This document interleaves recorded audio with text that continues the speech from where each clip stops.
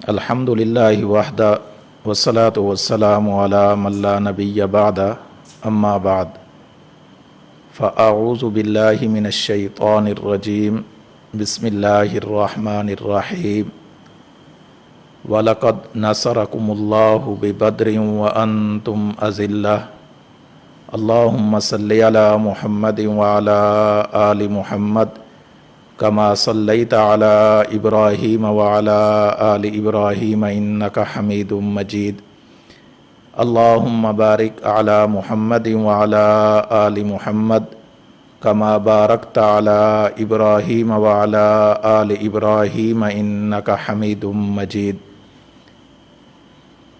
اللہ رب العزت نے قرآن کریم میں نبی کریم صلی اللہ علیہ وسلم کی مدد اور نصرت کے واقعات کو تفصیل کے ساتھ ذکر فرمایا ہے۔ یوں تو قدم قدم پر اللہ رب العزت نے اپنے رسول صلی اللہ علیہ وسلم کی مدد اور نصرت فرمائی، لیکن بعض واقعات ایسے ہیں کہ جو تاریخ میں اپنا ایک مقام رکھتے ہیں۔ ان واقعات میں آج کے دن کی مناسبت سے غزوہ بدر کا واقعہ بہت معروف اور مشہور ہے۔ غزوہ بدر 17 رمضان المبارک سن 2 ہجری میں پیش آیا۔ میں اس سے پہلے کہ اس غزوے پر کچھ بات کروں، اس کے جو پس منظر تھا اس کے حوالے سے ایک دو بات آپ کی خدمت میں عرض کرنا چاہتا ہوں۔ اللہ کے رسول صلی اللہ علیہ وسلم مکہ مکرمہ میں تھے، اور اللہ رب العزت کی طرف سے آپ نے اعلان حق فرمایا، اور یہ فرمایا کہ میں اللہ کا رسول ہوں، آپ میری اتباع کرو، دنیا میں بھی کامیابی اور آخرت میں بھی کامیابی۔ ماننے والے اللہ کے رسول صلی اللہ علیہ وسلم کے دامن میں آتے چلے گئے، اور نہ ماننے والے بھی بغض، حسد، کینہ، دشمنی، نفرت اپنے سینوں میں لیے اللہ کے رسول صلی اللہ علیہ وسلم کے دشمن بنتے چلے گئے۔ مکہ مکرمہ میں اللہ کے رسول صلی اللہ علیہ وسلم کو دین کی تبلیغ کا حکم تھا۔ آپ صلی اللہ علیہ وسلم دین کی تبلیغ برابر فرماتے رہے۔ اس کے نتیجے میں جو آپ کو تکلیف دی جاتی، آپ پر ظلم کیا جاتا، آپ پر تشدد کے پہاڑ توڑے جاتے، اللہ کے رسول صلی اللہ علیہ وسلم وہ ساری چیزیں برداشت کرتے رہے۔ آپ صلی اللہ علیہ وسلم دین کی اس گلشن کی آبیاری فرماتے رہے، اللہ کے احکام لوگوں تک پہنچاتے رہے، صحیح عقیدہ لوگوں کو بتلاتے رہے، سمجھاتے رہے، سکھاتے رہے۔ یہ ہوتا رہا، اور مشرکین مکہ جو وہاں کے سردار تھے، انہیں اللہ کے رسول صلی اللہ علیہ وسلم کی یہ بات پسند نہ آئی۔ انہوں نے دھمکیاں دیں، مارا پیٹا، ظلم کیا، تشدد کیا۔ نوبت بہیں جا رسید کہ اللہ کے رسول صلی اللہ علیہ وسلم کو مکہ چھوڑ کر مدینہ کی طرف ہجرت کرنا پڑی۔ اللہ کے پیغمبر صلی اللہ علیہ وسلم مدینہ طیبہ جب تشریف لے آئے تو اب ہونا یہ چاہیے تھا کہ مکہ کے سرداروں کی سرداری بچ گئی، اور وہ اپنے انتقامی اور اپنے جو دشمنی والے جذبات سے اس سے باز آ جاتے۔ لیکن اللہ کے نبی صلی اللہ علیہ وسلم کے مدینہ طیبہ تشریف لے جانے کے بعد بھی مکہ کے قریشیوں نے آپ صلی اللہ علیہ وسلم سے دشمنی اور عداوت والا سلسلہ ختم نہیں کیا۔ اب یہاں پر مدینہ کے حالات کچھ ایسے تھے۔ یہاں پر ایک شخص تھا عبداللہ بن ابی، جو بعد میں رئیس المنافقین بنا۔ یہ عبداللہ بن ابی ایسا شخص تھا کہ مدینہ کے لوگ اس کو اپنا سردار بنانے والے تھے۔ مدینہ کے لوگ ان کو اپنا مقتدا اور پیشوا ماننے والے تھے اور ان کے سر پر تاج رکھ کر انہیں باقاعدہ طور پر اپنا سردار ماننے ہی والے تھے، بلکہ روایات میں تو یہاں تک آتا ہے کہ تاج بھی تیار ہو چکا تھا، تاج پوشی کی رسم باقی تھی کہ اللہ کے رسول صلی اللہ علیہ وسلم مدینہ طیبہ تشریف لے آئے۔ آپ صلی اللہ علیہ وسلم کے آتے ہی سارے قبائل کا رخ اللہ کے نبی صلی اللہ علیہ وسلم کے اخلاق کریمانہ کی طرف ہو گیا، اور عبداللہ ابن ابی کی جو سرداری تھی وہ پس منظر میں چلی گئی۔ اب یہ عبداللہ ابن ابی حسد کی آگ میں جلنا شروع ہوا کہ اگر یہ تشریف نہ لاتے محمد صلی اللہ علیہ وسلم تو پھر مدینہ کا سردار میں نے ہونا تھا، لیکن ان کے آنے کی وجہ سے میری سرداری پس منظر میں چلی گئی ہے۔ ادھر سے مدینہ طیبہ کے اندر عبداللہ ابن ابی اور مکہ کے اندر جو قریشیوں کے سردار تھے، ابو جہل، ابو الحکم، عتبہ، شیبہ، ربیعہ، ولید، امیہ بن خلف، یہ بڑے بڑے نام تھے۔ ادھر سے ان کی دشمنی، ادھر سے اس کے اندر حسد کی آگ۔ روایات میں آتا ہے، تاریخی روایات ہیں کہ قریش مکہ نے عبداللہ بن ابی کو ایک خط لکھا کہ ہم نے سنا ہے کہ آپ نے ہمارے صاحب کو پناہ دے رکھی ہے، بہتر ہوگا کہ آپ اس کو مدینہ سے باہر نکال دیں، یہ نہ ہو کہ ہم قریش آئیں اور اس مدینہ پر چڑھائی کریں، یثرب پر، اور تم کو ہم مار ڈالیں۔ جب یہ بات سامنے آئی تو عبداللہ ابن ابی نے اپنے ساتھیوں کو اکٹھا کیا جو اس کے ساتھی تھے، اور ان کے سامنے یہ بات رکھی کہ ایسے ایسے خط آیا ہے اور خط کے اندر یہ بات کی گئی ہے۔ اس خط کا پتہ اللہ کے رسول صلی اللہ علیہ وسلم کو بھی چلا، اور یہ سمجھ گئے اللہ کے رسول صلی اللہ علیہ وسلم کہ قریش ایک نئی چال چلنے لگے ہیں۔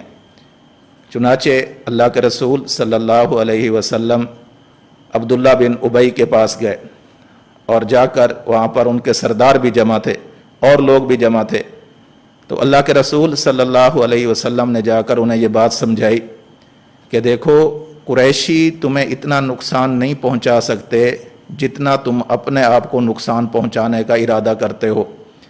اگر تم نے مجھے نکالنے کی کوشش کی، میرے ساتھ مہاجرین بھی ہیں، میرے ساتھ مدینہ کے انصار بھی ہیں، تم یہاں اپنے گھر کے اندر مارے جاؤ گے، اور نتیجہ یہ ہوگا کہ تمہیں ذلت اٹھانی پڑے گی۔ لہٰذا حکمت کا تقاضا یہ ہے، حالات کا تقاضا یہ ہے کہ ایسے موقع پر کوئی بھی ایسا قدم نہ اٹھایا جائے کہ جس کی وجہ سے بعد میں پریشانی اٹھانی پڑے۔ یہ بات سن کر عبداللہ بن ابی کے جو ساتھ والے لوگ تھے ان کے جذبات ڈھیلے پڑ گئے۔ انہوں نے کہا کہ بات تو محمد کے دل کو لگتی ہے صلی اللہ علیہ وسلم، لہٰذا وہ باز آ گئے۔ لیکن یہ عبداللہ ابن ابی خفیہ طور پر قریش مکہ کے ساتھ مسلسل رابطوں میں رہا۔ ادھر یہ تھا کہ قریشی لوگ اللہ کے رسول صلی اللہ علیہ وسلم کا خاتمہ کرنے کے لیے مسلسل تیاریوں میں مصروف تھے، اور اس حوالے سے دو چیزیں ان کے پیش نظر تھیں۔ نمبر ایک، معاشی قوت، اور نمبر دو، افرادی قوت۔ افرادی قوت کے لیے مکہ کے قریشیوں نے مکہ کے گرد و نواح میں جو قبائل آباد تھے ان کے سرداروں کے ساتھ معاہدات کیے، اور معاشی قوت کے لیے انہوں نے یہ کیا کہ مکہ کے اندر ایک اعلان کرایا کہ اس بار مکہ سے جو قافلہ تجارت کی غرض سے شام جائے گا، وہ قافلہ جب جائے گا اور واپس سامان لائے گا، اس کا سارا منافع وہ اس کام کے لیے صرف کیا جائے گا، خرچ کیا جائے گا کہ اس کو اللہ کے رسول صلی اللہ علیہ وسلم کی الیاذ باللہ موت تک لے جانے کے لیے ایک راہ بنایا جائے۔ چنانچہ روایات میں آتا ہے کہ مکہ کی مشرکہ عورتوں نے اپنے زیور تک اتار کر اس شام کو جانے والے تجارتی قافلے کے اندر وہ ڈال دیے تاکہ اس سے جو منافع آئے گا اس منافع سے ہم محمد صلی اللہ علیہ وسلم اور اس کے دین کا خاتمہ کر سکیں گے۔ یہ تجارتی قافلہ ابو سفیان لے کر شام کی طرف گئے۔ اس وقت تک حضرت ابو سفیان مسلمان نہیں ہوئے تھے، آپ فتح مکہ کے موقع پر مسلمان ہوئے ہیں، اور یہ یکم ہجری کا واقعہ ہے، پہلی ہجری جو ہے اس کا واقعہ۔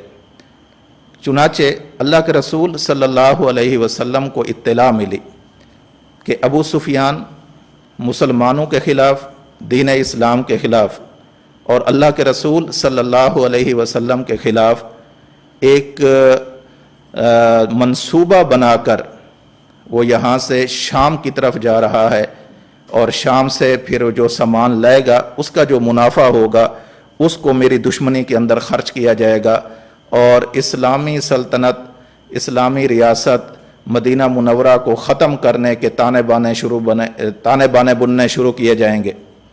چنانچہ اللہ کے رسول صلی اللہ علیہ وسلم نے چند صحابہ کو اس کام کے لیے بھیجا کہ ابو سفیان کا تعاقب کرو۔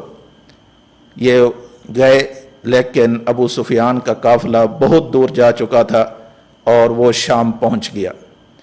اب اللہ کے رسول صلی اللہ علیہ وسلم کو اطلاع دی گئی کہ ابو سفیان شام پہنچ گئے ہیں، اور جب شام سے واپس آئیں گے اس وقت ہم آپ کو مطلع کریں گے۔ ایسا ہی ہوا، صحیح مسلم میں روایت موجود ہے کہ جب ابو سفیان وہاں سے واپس ہوا تو اللہ کے رسول صلی اللہ علیہ وسلم کو اطلاع دی گئی۔ اللہ کے رسول صلی اللہ علیہ وسلم نے اپنے صحابہ سے مشورہ کیا۔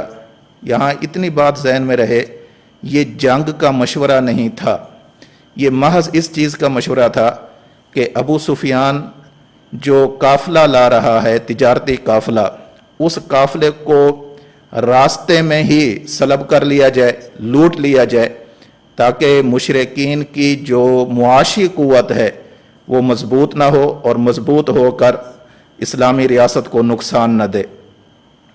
تو اس کام کے لیے کون کون تیار ہے؟ اللہ کے نبی صلی اللہ علیہ وسلم کے صحابہ تیار ہو گئے، ادھر سے اللہ کے نبی صلی اللہ علیہ وسلم تیار ہوئے۔ 313، 15، 17 مختلف تاریخی روایات ہیں، جتنے بھی ہوں اللہ کے رسول صلی اللہ علیہ وسلم کے ساتھ 300 سے کچھ زائد افراد تھے۔ ان میں بعض روایات کے مطابق 60 اور بعض روایات کے مطابق 80 مہاجرین تھے، باقی سب انصار تھے، یعنی 80 وہ افراد تھے جو مکہ مکرمہ سے ہجرت کر کے اللہ کے رسول صلی اللہ علیہ وسلم کے ساتھ مدینہ طیبہ تشریف لائے تھے، اور باقی افراد وہ تھے جو یہیں کے رہائشی تھے مدینہ طیبہ کے، جنہیں انصار مدینہ کہا جاتا ہے۔ اللہ کے رسول صلی اللہ علیہ وسلم یہاں سے چلے، جب آگے چلے پتہ چلا ابو سفیان ہر آنے جانے والے سے یہ حالات کی خبر لیتا رہتا تھا۔ ابو سفیان کو پتہ چلا کہ محمد صلی اللہ علیہ وسلم اپنے صحابہ کے ہمراہ میرا قافلہ لوٹنے کے لیے، سامان تجارت کو لوٹنے کے لیے اللہ کے رسول صلی اللہ علیہ وسلم مدینہ سے چل پڑے ہیں۔ تو ابو سفیان نے جلدی سے ایک تیز رفتار گھڑ سوار کو اس کام پر مقرر کیا کہ تم جاؤ اور جا کر مکے میں یہ اعلان کرو کہ ابو سفیان کے قافلے کو لوٹنے کا اندیشہ ہے۔ یہ تیز رفتار گھڑ سوار تیزی سے مکہ مکرمہ پہنچا، اور اس وقت کے عرب کے دستور کے مطابق اس نے جا کر اپنی سواری کی ٹانگیں کاٹ ڈالیں، کان کاٹ دیے، اپنی قمیض کو آگے اور پیچھے سے پھاڑ دیا اور زور سے چلانا شروع کیا۔ لوگوں نے یہ سمجھا کہ ابو سفیان کا جو تجارتی قافلہ تھا وہ لوٹ لیا گیا ہے۔ چنانچہ وہاں پر جتنے قریشی موجود تھے ان کے اندر ابو جہل تھا، ان کے اندر امیہ بن خلف تھا، عتبہ تھا، شیبہ تھا، ولید تھا، یہ بڑے بڑے نام ہیں، بڑے بڑے سردار تھے وہاں کے۔ انہوں نے لوگوں کو اکٹھا کیا اور بڑے लाव लश्कर के साथ, असलहे के साथ इन्होंने वहाँ से तैयारी पकड़ी। अब अबू जहल को एक अंदेशा बहुत ज़्यादा था। वो अंदेशा ये था कि अगर हम यहाँ से जाते हैं मक्का से और आगे जाकर मोहम्मद सल्लल्लाहु अलैहि वसल्लम के काफ़िले के साथ हम लड़ते हैं, तो ऐसी सूरत में कहीं बनु किनाना, ये जो एक कबीला है, ये हमारे रास्ते में रुकावट न बन जाए। तो ये उसने इस बात का इजहार मुख्तलिफ मौक़ों पर भी किया। तो शैतान ने बनु किनाना के सरदार आज़म जो उनका था, सुराका बिन मालिक मुदलजी, उसकी सूरत धार कर अबू जहल के पास आया और ये कहा कि सरदार तुम दिल छोटा मत करो, मैं तुम्हारे साथ हूँ। अपना झंडा भी ले आया और अपनी जो शैतानी ज़ुर्रियत थी उसको भी वहाँ पर नमूदार कर दिया।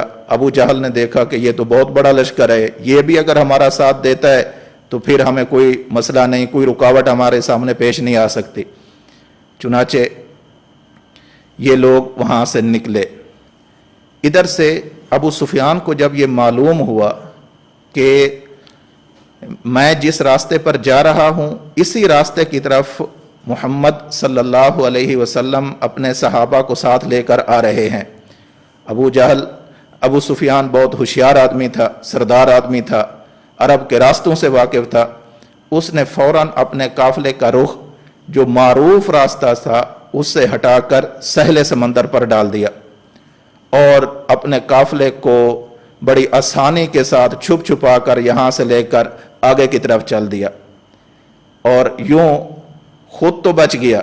और फिर उसने एक और कासिद भेजा मक्का के अंदर कि मेरा तिजारती काफ़िला किसी ने नहीं लूटा, तुम लोग वहीं रहो, आने की कोई ज़रूरत नहीं है। लेकिन उधर से मक्का के सरदार कुरैशी वो चल पड़े थे पहले से, वो रास्ते में थे। उन्हें मालूम हुआ कि अबू सुफियान का ये पैगाम आया है, तो आपस में मशवरा हुआ। बाज़ लोगों ने ये राय दी कि जब ख़तरा टल गया है तो आगे पेश कदमी करने की कोई ज़रूरत नहीं है।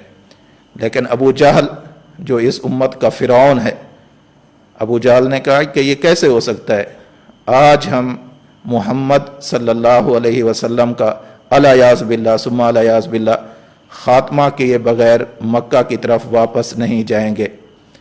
और इसके साथ साथ वो सुराका बिन मालिक मुदलजी जो था, उसकी शक्ल में जो शैतान था, उसने भी अपने जज्बात का इजहार किया। ये लोग फिर उनके कदम मजबूत हो गए। अब दो काफ़िले हैं, एक काफ़िला अबू जहल की क़ियादत में मक्का से चल कर आ रहा है, दूसरा काफ़िला अबू सुफियान की क़ियादत में वापस मक्का को जा रहा है। अबू सुफियान का काफ़िला वापस मक्का पहुंच गया।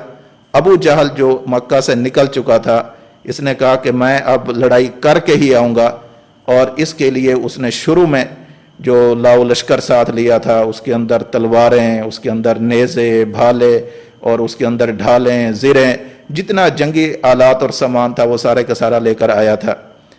इधर अल्लाह के रसूल सल्लल्लाहु अलैहि वसल्लम चूँकि जंग के इरादे से तो तशरीफ़ ही नहीं लाए थे, आप तो अबू सुफियान के उस काफ़िले का मालो मता लेने के लिए आए थे ताकि ये लोग मजबूत होकर हमें नुकसान न पहुँचाएँ। और आपके साथ सहाबा कराम की मुख्तसर सी जमात 313, 15, 17 जितनी भी तादाद तारीख़ नबी ने लिखी है, ये लोग साथ थे। तो अल्लाह के रसूल सल्लल्लाहु अलैहि वसल्लम के पेश नज़र बहुत सारे उमूर आ गए। वो उमूर क्या थे कि अंसारे मदीना के साथ बैअत उक़बा सानिया के अंदर जो हमारी आपस में मुआहदा हुआ है वो ये हुआ है कि अंसारे मदीना ने ये कहा था कि मदीना पर अगर कोई आपके ख़िलाफ़ चढ़ाई करेगा, आप मदीना में होंगे और कोई बाहर का बंदा आकर मदीना पर चढ़ाई करके आपको नुकसान देना चाहेगा, तो हम मुआहदा करते हैं कि हम आपका साथ देंगे, आप पर आँच नहीं आने देंगे। चूँकि अब मदीना से बाहर आ चुके हैं और ये बात अंसार के मुआहदा में शुरू में शामिल ही नहीं है, तो लिहाजा पहले इनसे इस बारे में बात कर लेनी चाहिए। अल्लाह के पैगंबर सल्लल्लाहु अलैहि वसल्लम ने एक मकाम पर रुके اللہ کے رسول صلی اللہ علیہ وسلم نے صحابہ اکرام سے مشورہ کیا. آپ نے فرمایا اشیروا علیہ ایھا الناس، لوگوں مجھے مشورہ دو کیا کرنا ہے. تو فقام ابو بکر فقال و احسن، حضرت سیدنا صدیق اکبر رضی اللہ تعالیٰ عنہ کھڑے ہوئے اور بہت خوبصورت باتیں ارشاد فرمائیں. آپ نے پھر فرمایا اشیروا علیہ ایھا الناس، لوگوں مجھے کچھ مشورہ دو.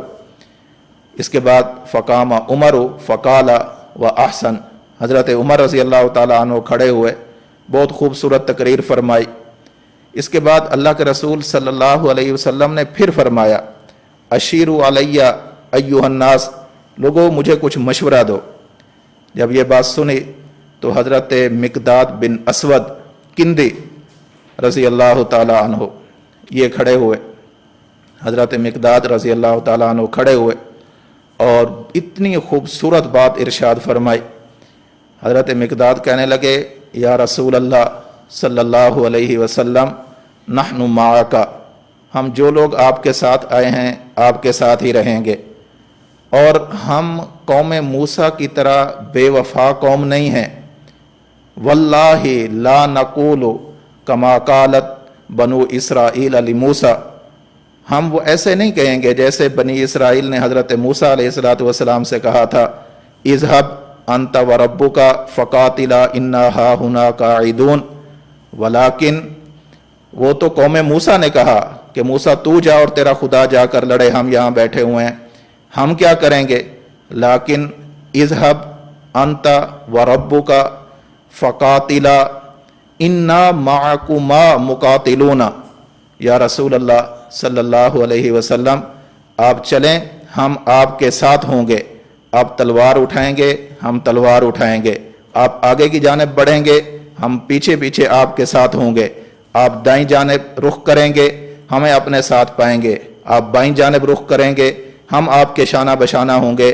یا رسول اللہ صلی اللہ علیہ وسلم حتی لو سرت بنا الی برق الغماد لجالدنا معک، اے اللہ کے رسول یہ تو ہم ابھی اس مقام پر پہنچے ہیں، ہم جب آئے ہیں اپنے گھروں سے اپنی کشتیاں جلا کر آئے ہیں، ہم آئے ہیں اپنا سب کچھ چھوڑ چھاڑ کر آئے ہیں، ہم آپ کا ساتھ دیں گے جسے ساتھ دینا کہتے ہیں. یا رسول اللہ یہ تو بالکل قریب ہی ہم مدینہ سے نکلے ہیں، اگر یہاں سے برق غماد تک بھی اگر میں جانا ہوا یا رسول اللہ ہم آپ کا ساتھ دیں گے، ہم آپ کو تنہا چھوڑ کر نہیں جائیں گے. یہ بھی مہاجر صحابی ہیں. اللہ کے رسول صلی اللہ علیہ وسلم کی دل کے اندر خواہش یہ تھی، یہ تو ابو بکر بھی مہاجر ہے، عمر بھی مہاجر ہے، مقداد بن اسود بھی مہاجر ہے، یہ سب مہاجر صحابہ بول رہے ہیں، کوئی انصار صحابہ میں سے نہیں بول رہا. تو اللہ کے رسول صلی اللہ علیہ وسلم نے پھر اس کا اظہار فرمایا کہ لوگوں کچھ مشورہ دو. حضرت سعد بن معاذ رضی اللہ تعالیٰ عنہ، یہ سعد بن معاذ رضی اللہ تعالیٰ عنہ انصار کے اندر اتنے عظیم المرتبت انسان ہیں جیسے مہاجرین کے اندر سیدنا صدیق اکبر رضی اللہ تعالیٰ عنہ ہے. ان کا جیسے مقام ہے انصار کے اندر حضرت سعد بن معاذ رضی اللہ تعالیٰ عنہ کا یہی مقام ہے. حضرت سعد بن معاذ کھڑے ہوئے اور عرض کرنے لگے کہ یا رسول اللہ صلی اللہ علیہ وسلم شاید آپ کا روئے سخن ہماری طرف ہے، آپ ہماری رائے لینا چاہتے ہیں، انصار کی رائے لینا چاہتے ہیں. ہم پہلے اس لیے خاموش تھے کہ ہمارے جو مہاجر بھائی کہہ رہے ہیں وہی ہماری رائے ہے، ہمارے جذبات کی ترجمانی ہمارے مہاجرین بھائی نے، حضرت صدیق اکبر نے، حضرت فاروق اعظم نے، حضرت مقداد رضی اللہ تعالیٰ عنہم نے کر دی ہے.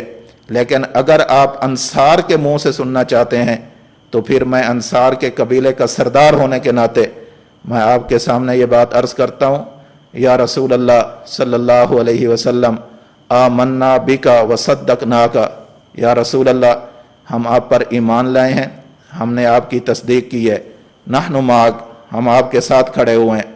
اور صرف یہ نہ سمجھیں کہ ہم حالات کے ساتھ آپ کا ساتھ چھوڑ جائیں گے، بلکہ اگر آپ نے ہمیں حکم دیا لو استعرضت بنا ھذا البحر لخذنا معه، اگر لخذنا معک لخذناہ معک، کہ اگر آپ نے ہمیں یہ حکم دیا کہ سامنے یہ جو سمندر آ رہا ہے اس سمندر میں کود جاؤ۔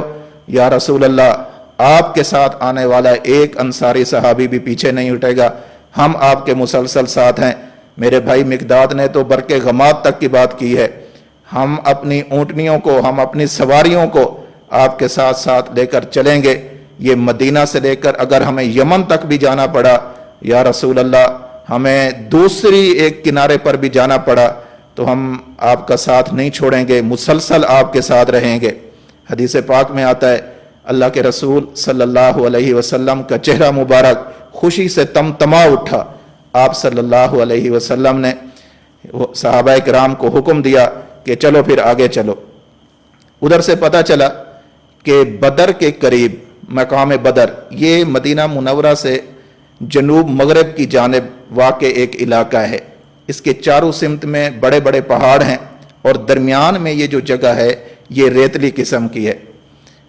اللہ کے رسول صلی اللہ علیہ وسلم کو پتہ چلا کہ مشرکین مکہ قریش اور ان کے سردار ابو جہل اپنے قافلے کو لے کر بدر پر اس نے پڑاؤ ڈال دیا ہے۔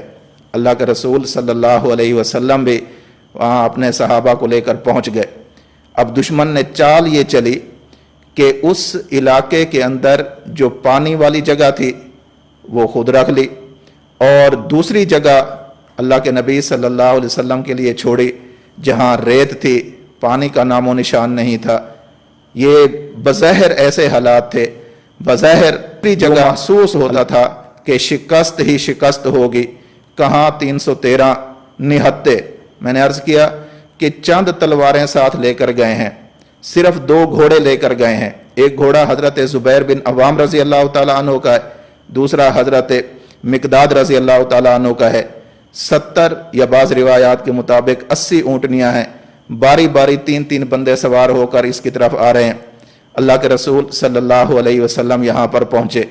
اب یہاں کی جو صورتحال تھی وہ یہ تھی کہ جس جگہ مسلمان تھے وہ جگہ خشک ریتلی، پانی کا نام و نشان نہیں، صحابہ پیاسے بھی ہیں، پینے کے لیے پانی نہیں مل رہا، صحابہ نے نمازیں بھی پڑھنی ہیں اور نماز کے لیے وضو کے لیے بھی پانی نہیں مل رہا، بہت پریشانی کا عالم۔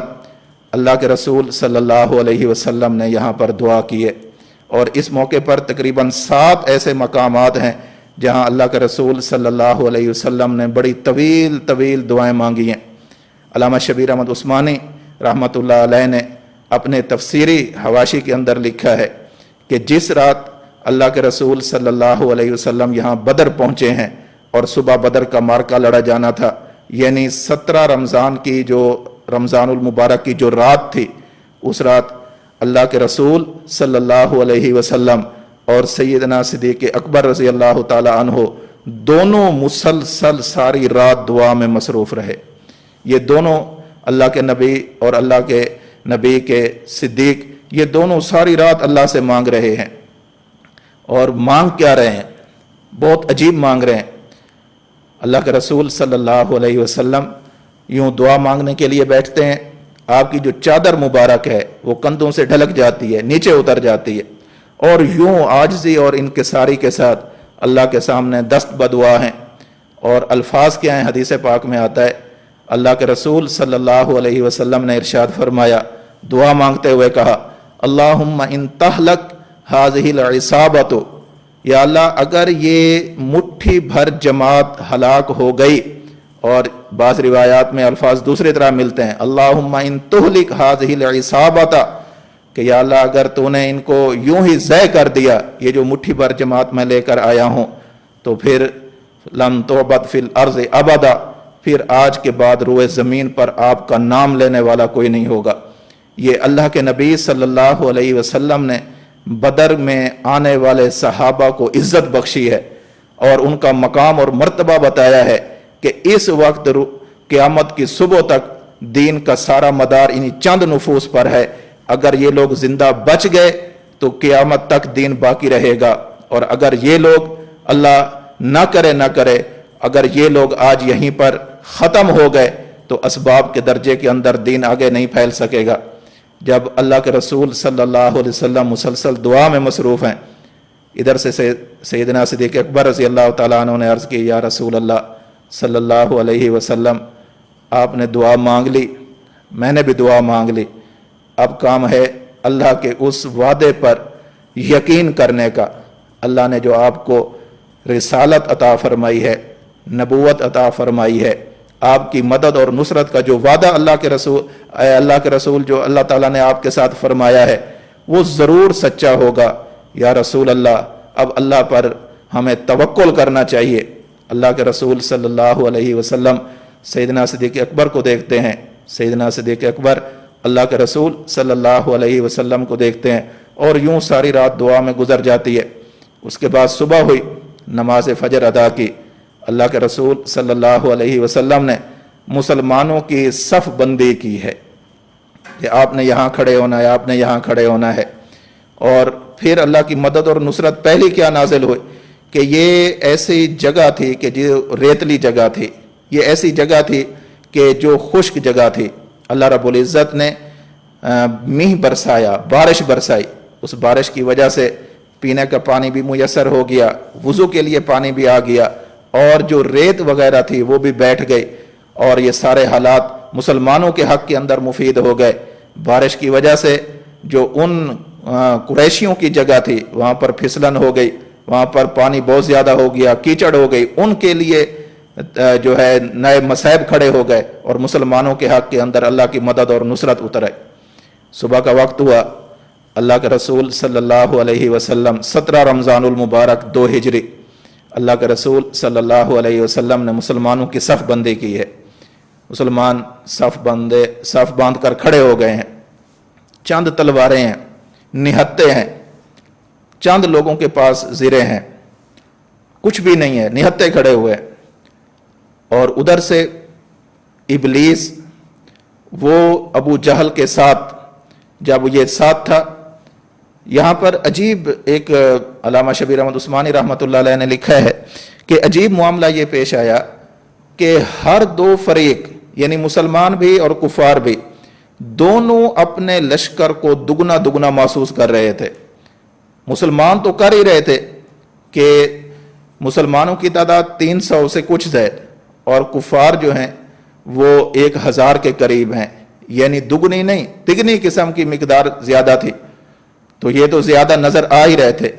ادھر سے قریش کو بھی مسلمانوں کی تعداد زیادہ نظر آ رہی تھی۔ اس کی وجہ یہ تھی کہ جب شروع میں مسلمان یہاں پہنچے، ایک گھبراہٹ کا عالم، پہلی مرتبہ یہ سارا کچھ ہونا تھا، تو اللہ رب العزت نے مسلمانوں کا دل مضبوط کرنے کے لیے فرمایا کہ تم اگر صبر کے ساتھ رہو گے تو میں تمہاری مدد اور نصرت کے لیے ملائکہ نازل کروں گا۔ چنانچہ یہاں ملائکہ نازل ہوئے بھی۔ حضرت علی رضی اللہ تعالیٰ عنہ فرماتے ہیں کہ میں اللہ کے رسول صلی اللہ علیہ وسلم کے ساتھ بیٹھا ہوا تھا، تو ایک ہوا کا ایسے ایک جھونکا آیا، تیز جھونکا، تو میں نے پوچھا اے اللہ کے رسول یہ کیا چیز ہے؟ اللہ کے رسول صلی اللہ علیہ وسلم نے فرمایا علی، حضرت جبریل فرشتوں کی ایک جماعت لے کر میدان میں اتر چکے ہیں۔ حضرت علی فرماتے ہیں تھوڑی دیر کے بعد ایک دوسرا جھونکا بھی آیا، میں نے پوچھا اے اللہ کے رسول یہ کیا چیز ہے؟ تو حضرت نبی کریم صلی اللہ علیہ وسلم نے فرمایا علی، یہ دوسرے فرشتے حضرت میکائیل یہ لے کر فرشتوں کی ایک جماعت لے کر میدان میں اتر چکے ہیں۔ یہ دونوں اللہ کے نبی کے جو مقرب فرشتے ہیں، یہ یہاں پر فرشتوں کی فوجیں لے کر نازل ہو رہے ہیں۔ اس لیے قریش کو بھی مسلمانوں کی تعداد زیادہ نظر آتی تھی، اور مسلمانوں کو بھی قریش کی تعداد زیادہ نظر آتی تھی۔ مارکا شروع ہوا، ادھر سے قریشی آئے تو مبارزت دی گئی۔ مبارزت کہتے ہیں کہ میدان جنگ میں اپنے فریق مخالف کو مقابلے کے لیے بلانا۔ انہوں نے مبارزت دی، حل من یبارز، کوئی ہے جو ہمارا آ کر سامنا کرے؟ ادھر سے انصار صحابہ کھڑے ہوئے، ادھر سے 3 آئے تو ادھر سے بھی 3 انصار صحابہ گئے، ادھر سے عتبہ، شیبہ اور ولید، اور بعض نے اس کے علاوہ بھی نام لکھے ہیں۔ تو وہ لوگ کہنے لگے تم کون ہو؟ قریشیوں نے انصار سے سوال کیا کہ تم کون ہو؟ انہوں نے کہا کہ ہم انصار مدینہ ہیں۔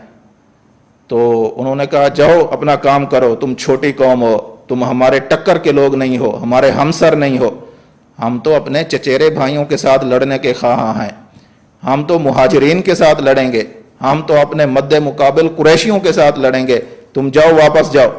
اور کہا اخرج علینا کفاءنا، اے محمد صلی اللہ علیہ وسلم ہمارے ہمسر اور ہمارے جو برابر کے لوگ ہیں قریشی، ان کو ہمارے مقابلے کے لیے بھیجو۔ اللہ کے رسول صلی اللہ علیہ وسلم نے اس موقع پر اپنے خاندان کے بندے پیش کیے ہیں۔ اللہ کے رسول صلی اللہ علیہ وسلم نے فرمایا حمزہ اٹھو، علی اٹھو، عبیدہ بن حارث یہ اللہ کے رسول صلی اللہ علیہ وسلم کے تائے کے بیٹے ہیں، اب تم جاؤ اور جا کر قریشیوں کے ساتھ لڑو۔ ادھر سے بھی 3 آئے، عتبہ، شیبہ، ولید، اور ادھر سے بھی اللہ کے رسول صلی اللہ علیہ وسلم کے بھیجے ہوئے یہ 3 شیر دل مجاہد صحابی اللہ کے رسول صلی اللہ علیہ وسلم کے حکم پر لبیک کہتے ہوئے میدان مبارزت میں اترے ہیں۔ حضرت علی نے جو ان کا مد مقابل آیا اس کو مار گرایا، حضرت حمزہ نے جو ان کا مد مقابل تھا اس کو مار گرایا، اور حضرت عبیدہ بن حارث کے مد مقابل میں برابر کی ٹکر رہی، ایک بار حضرت عبیدہ بن حارث کرتے، ایک بار ادھر سے حضرت عبیدہ بن حارث پر ہو جاتا، یوں ہو جاتا۔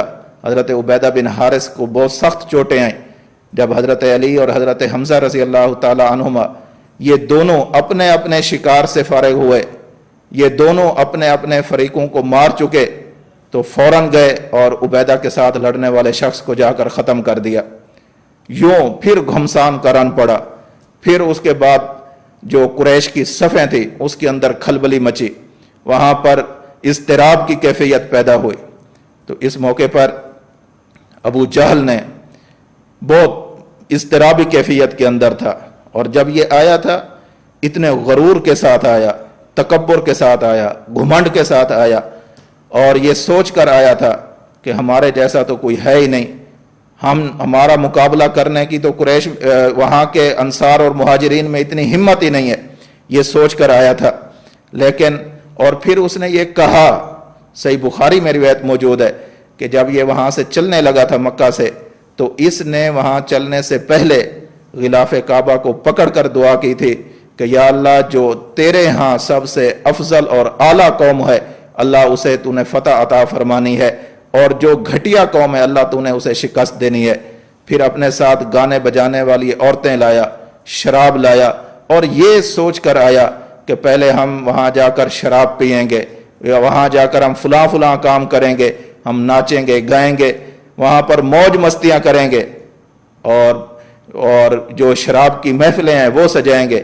لیکن اللہ کو کچھ اور ہی منظور تھا، نہ تو وہ سارا کچھ جو ان کے دلوں میں تھا وہ کبھی ارمان پورے ہو سکے۔ ادھر سے جو مہاجرین اور انصار کی مختصر سی جماعت گئی ہوئی تھی یہ دعا کے اندر مصروف تھی، وہ اپنے طاقت کے نشے کے اندر دھت شراب کے نشے میں وہ پڑے ہوئے تھے۔ دونوں کی عجیب عجیب حالتیں تھیں۔ خیر میں یہ ذکر کر رہا تھا کہ ابو جہل نے جب یہ اضطرابی کیفیت دیکھی تو ابو جہل نے اپنے لشکر کو یہ کہا کہ مجھے اپنے حصار میں لے لو، جب تک میں موجود ہوں یہ مدینہ سے آئے ہوئے محمد اور اس کے ساتھی، یہ مدینہ سے آئے ہوئے مہاجرین اور انصار تمہارا کچھ نہیں بگاڑ سکتے۔ یہ باتیں ابھی ہو رہی تھیں۔ حضرت عبد الرحمن بن عوف رضی اللہ تعالی عنہ یہ فرماتے ہیں کہ میرے پاس ایک کم سن کم عمر بچہ، چھوٹی عمر کا بچہ وہ آیا، اس کے ہاتھ میں تلوار تھی، مجھے آ کر یوں چپکے سے پوچھنے لگا چچا ابو جہل کون سا ہے، مجھے ذرا ابو جہل تو دکھاؤ وہ کہاں ہے۔ حضرت عبد الرحمن بن عوف کہتے ہیں کہ میں نے جب اس بچے کو دیکھا کہ اس کی ابھی عمر ہی کیا ہے، یہ کم سن ہے، کم عمر ہے، تو میں نے پوچھا کہ بھتیجے تو نے کیا کرنا ہے؟ تو وہ صحابی عرض کرنے لگے، وہ انصار صحابی، وہ کہنے لگے کہ چچا میں نے سنا ہے کہ ابو جہل اللہ کے پیغمبر صلی اللہ علیہ وسلم کو گالیاں دیتا ہے، میں نے سنا ہے کہ وہ اللہ کے رسول صلی اللہ علیہ وسلم کا گستاخ اور بے ادب ہے، میں نے سنا ہے کہ وہ اللہ کے رسول صلی اللہ علیہ وسلم کو تکلیفیں دیا کرتا تھا، آج اگر مجھے نظر آ گیا میری تلوار کے وار سے وہ بچ نہیں سکتا۔ حضرت عبد الرحمن بن عوف رضی اللہ تعالیٰ عنہ فرماتے ہیں ابھی اس بچے کی اور میری یہ گفتگو ختم ہوئی ہی تھی کہ دوسری جانب سے ایک دوسرا بچہ آیا، اس نے آ کر بھی اسی پہلے بچے جیسی میرے ساتھ گفتگو کی اور مجھ سے کہا کہ چچا مجھے دکھاؤ ابو جہل کہاں ہے، ہم نے اس کو ختم کرنا ہے۔ اور مورخین نے ان کے نام لکھے ہیں، بعض حضرات نے تو ایک ہی نام لکھا ہے، حضرت معاذ بن عمر بن جموح، یہ ایک کم سن صحابی ہیں، اور دوسرے کا نام بھی معاذ بن افراح ہے۔ یہ دونوں آپس میں بھائی نہیں ہیں، یہ عام طور پر جو ہمارے ہاں یہ بات مشہور کر دی گئی ہے کہ دو کم سن اور نو عمر بچے آئے اور دونوں آپس میں بھائی تھے، یہ بھائی نہیں تھے، نام ایک ہی جیسے تھے، ایک کا نام معاذ بن عمر بن جموح ہے اور دوسرے کا نام معاذ بن افراح ہے۔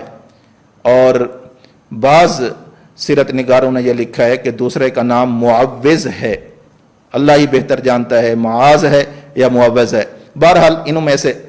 تو اتنے میں حضرت عبد الرحمن بن عوف فرماتے ہیں کہ میں نے دیکھا ابو جہل اپنے گھوڑے پر سوار ہے اور اضطراب کی کیفیت کے اندر ہے، بے چینی کی کیفیت کے اندر ہے، تو میں نے ان دونوں عقابوں سے کہا، دونوں ان شاہینوں سے کہا، دونوں ان شیر دل ننھے مجاہدوں سے کہا، میں نے کہا وہ رہا تمہارا شکار، وہ ہے ابو جہل۔ میری یہ بات سنتے ہی یہ دونوں ایسے لپکے اس پر، ایک نے جا کر اس کی پنڈلی پر وار کیا، دوسرے نے اس کے گھوڑے کو گرایا، اور دونوں نے ابو جہل کو نقصان پہنچایا۔ حضرت معاذ بن عمر بن جموح فرماتے ہیں کہ جس وقت میں نے ابو جہل کی پنڈلی پر وار کیا تو ابو جہل کا ایک پاؤں کٹ کر دور جا گرا، تو یہ ہو رہا تھا کہ اکرمہ بن ابی جہل جو ابو جہل کے بیٹے، انہوں نے میرے کندھے پر وار کیا جس کی وجہ سے میرے بازو کٹ گیا، لیکن بازو جو کٹا ہوا تھا وہ میرے گوشت کے ایک لوتھڑے کی وجہ سے، جسم کے ایک جلد کی وجہ سے وہ ساتھ ساتھ یوں لٹکا رہا۔ یہ حضرت معاذ بن عمر پورا دن اسی ہاتھ کے ساتھ، لٹکے ہوئے ہاتھ کے ساتھ یہ لڑتے رہے، لٹکے ہوئے بازو کے ساتھ یہ لڑتے رہے۔ پھر جب یہ تکلیف بڑھ گئی اور میدان بدر کے اندر یہ مزید کارروائی کرنے کے بارے میں مانع بنا، رکاوٹ بنا، تو پھر حضرت معاذ نے اپنے اس لٹکتے ہوئے ہاتھ کو اپنے پاؤں کے نیچے یوں رکھا اور یوں کھڑے ہو کر ایک جھٹکا دیا اور آپ کا یہ بازو جسم سے بالکل الگ ہو گیا۔ پھر آپ تنہا پھر آپ اپنے اسی ایک بازو کے ساتھ آپ میدان بدر کے اندر لڑتے رہے، آپ لڑتے رہے اور آپ کا ایک ہی بازو تھا جس کے ساتھ آپ لڑتے رہے اور ان کو شکست دیتے رہے۔ ادھر سے اللہ کے رسول صلی اللہ علیہ وسلم کو اطلاع ملی کہ کفار کے بڑے بڑے سردار مارے جا رہے ہیں۔ اللہ کے رسول صلی اللہ علیہ وسلم فرماتے تھے کہ مجھے یہ بتاؤ کہ ابو جہل کا کیا بنا۔ یہ تو آئے تھے، ان بچوں نے تو کہا کہ ہم نے مار دیا ہے، لیکن مجھے اس کی کنفرم رپورٹ چاہیے، مجھے اس کی تحقیقی بات چاہیے کہ وہ ابھی تک زندہ ہے یا مر گیا ہے۔ تو حضرت عبداللہ ابن مسعود رضی اللہ تعالیٰ عنہ نبی کریم صلی اللہ علیہ وسلم کے حکم سے وہاں میدان بدر کے اندر جو لاشوں کے پشتے لگے ہوئے تھے، وہاں ان کے اندر جب چکر لگانا شروع کیا تو دیکھا ابو جہل مرا پڑا ہے، لیکن ابھی بالکل نہیں مرا، ادھم ہوا پڑا ہے اور اس کی سانسیں چل رہی ہیں۔ حضرت عبداللہ ابن مسعود نے اس کے یوں سینے پر پاؤں رکھا اور اس کی گردن پر بیٹھ گیا، اس کی جو داڑھی تھی اس کو پکڑا اور کہا کہ یا عدو اللہ، اے اللہ کے دشمن، تو نے آج اپنا انجام دیکھ لیا۔ وہ کہنے لگا کہ کیا ہوا انجام؟ جو اس کے اندر عزت والا تھا وہ اپنے مقام اور مرتبے کو پا رہا ہے، ہمیں کوئی اس طرح کا مسئلہ نہیں ہے، میں سردار ہوں، اب بھی میں سردار ہوں۔ حضرت عبداللہ ابن مسعود رضی اللہ تعالیٰ عنہ فرماتے ہیں کہ میں نے خنجر نکالا اور اس کو جب میں مارنے لگا وہ بدبخت کہنے لگا کہ تو اے بکریوں کے چرواہے، اے بکریوں کے چرواہے کی اولاد، تجھے پتہ ہے کہ تو کس کے سینے پر چڑھ کر بیٹھا ہوا ہے؟ یہ قریشیوں کے سردار کا سینہ ہے، اور اگر تو میری گردن کاٹ بھی رہا ہے تو بالکل یہاں سے مت کاٹ، بلکہ ذرا نیچے سے کر کے کاٹ، تاکہ جہاں پر میرا سر رکھا جائے لاشوں کے اندر تو پتہ چلے یہ فلاں سردار کا سر رکھا ہوا ہے۔ خیر، حضرت عبداللہ ابن مسعود جو اس امت کا متواضع ترین انسان ہے، یہ ابو جہل جیسے متکبر ترین انسان کے سینے پر چڑھ کر اس کا سر تن سے جدا کیا، اور اس سر کو لا کر اللہ کے رسول صلی اللہ علیہ وسلم کی خدمت میں پیش کیا۔ اللہ اکبر! اللہ کے رسول صلی اللہ علیہ وسلم نے ابو جہل کا کٹا ہوا سر جب دیکھا اور اپنے دشمن کی یہ شکست دیکھی، تو اللہ کے رسول صلی اللہ علیہ وسلم کی زبان مبارک سے جو جملے ادا ہوئے ہیں وہ نہایت قابل غور ہیں۔ اللہ کے رسول فرماتے، اللہ اکبر، اللہ نام تیرا ہی بلند ہے، ذات تیری ہی بلند ہے، زور آور ذات تو ہی ہے، فتح دینے والی ذات تو ہی ہے، ہمارا کوئی زور اور ہمارا بس نہیں چلتا تھا، یہ تو نے اپنے فضل سے، اپنے کرم سے، اپنی مدد اور نصرت سے ہمیں تو نے ہمکنار کیا ہے۔ الحمدللہ الذی صدق وعدہ، اللہ جو تو نے اپنا وعدہ کیا تھا تو نے وہ وعدہ سچ کر دکھایا۔ ونصر عبدہ، جو تو نے اپنے بندے کی مدد کا وعدہ فرمایا تھا وہ تو نے کر دکھائی، اپنے بندے محمد صلی اللہ علیہ وسلم کی تو نے مدد کر دکھائی۔ وَحَزَمَ الْأَحْزَابَ وَحْدَ، اور اس بڑے لشکر کو تنے تنہا آپ ہی نے شکست دی ہے۔ یہ اللہ کے رسول صلی اللہ علیہ وسلم نے اس ابو جہل کے کٹے ہوئے سر کو دیکھ کر یہ دعا پڑھی اور فرمایا، فرعون هذه الامہ، یہ ابو جہل میری امت کا فرعون ہے، یہ مر گیا۔ اب کفار کے اندر کھلبلی مچی، کفار کے جان کے لالے پڑ گئے، کفار چاہتے تھے کہ اب ہماری کسی طریقے سے جان بخشی ہو جائے، لیکن اس وقت وہ اللہ کے شیروں کے نرغے کے اندر تھے، اس وقت وہ مہاجرین اور انصار کے نرغے کے اندر تھے۔ کون مہاجرین اور انصار؟ کہ جن کی معاونت کے لیے اللہ رب العزت نے فرشتے نازل فرما دیے تھے، جہاں جبریل بھی موجود ہیں، جہاں پر میکائیل بھی موجود ہیں، ملائکہ بھی موجود ہیں، مہاجرین بھی موجود ہیں، انصار بھی موجود ہیں، اللہ کے رسول صلی اللہ علیہ وسلم بھی موجود ہیں۔ مسلمانوں کی جو ایک روب تھا، ایک قوت تھی اور ایک دبدبہ تھا، وہ کفار کے دلوں پر یوں چھانے لگا۔ لیکن ابھی ایک اور شخص باقی تھا، امیہ بن خلف، یہ ابو جہل کے بعد بڑا سردار تھا، ابھی یہ باقی تھا، تو اس نے اپنے لشکر کو سنبھالنے کی کوشش کی۔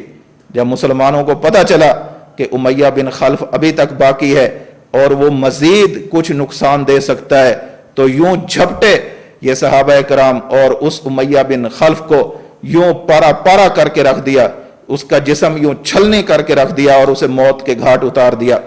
اللہ کے رسول صلی اللہ علیہ وسلم کو اس دن کے اندر فتح ملی ہے۔